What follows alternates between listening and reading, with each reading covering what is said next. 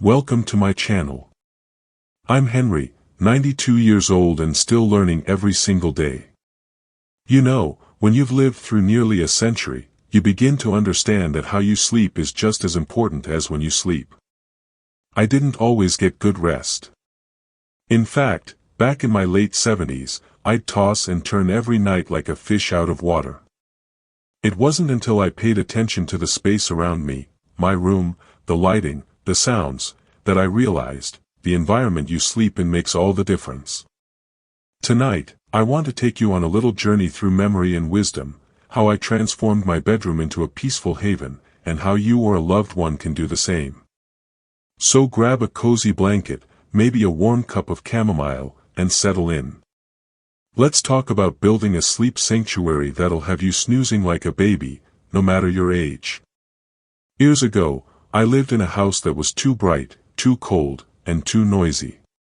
My sleep was broken, shallow. My bones ached every morning. One night, while sitting up at 3 a.m. watching the clock tick, I had a thought: what if it's not me?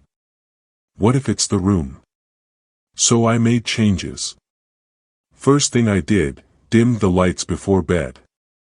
Not just in my room, but the whole house. Soft amber lighting tells the brain, hey, it's time to wind down. I even swapped my harsh overhead bulb for a gentle lamp with a warm glow. Next, I tackled the temperature. Old bones like mine don't like it too hot or too cold. I set the room to a steady 68 degrees Fahrenheit and invested in soft, breathable blankets. Not too heavy, not too light, just right, like Goldilocks would say. Then came sound. I used to fall asleep to silence, or so I thought. Turns out, the creaks of the house and distant street noise kept me alert. So I started using a soft white noise machine.